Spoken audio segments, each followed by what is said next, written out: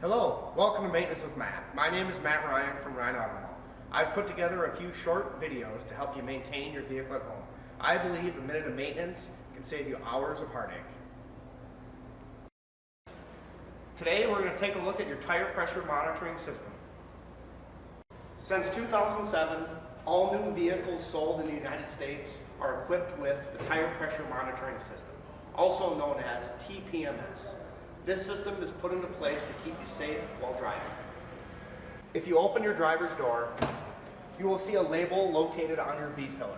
This will show you the correct tire pressure that your tire should be inflated to. If the air in the tire is low, you can continue driving to the nearest service station and top the pressure off. Vehicles fitted with TPMS have a sensor like this one mounted inside your wheel, which measures the pressure inside the tire and sends the information wirelessly to the computer in your vehicle.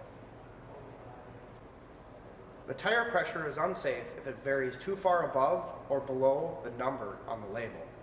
If this is the case, a light will illuminate on your dashboard.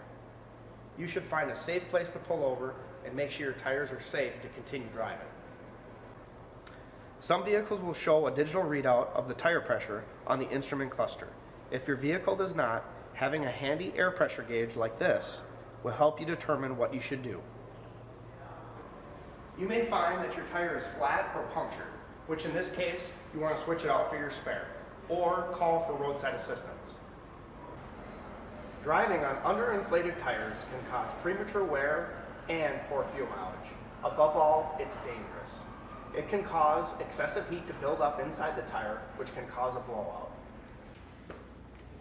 And that's today's Minute of Maintenance with Matt. Thanks for watching, and if you'd like more tips, please hit the subscribe button.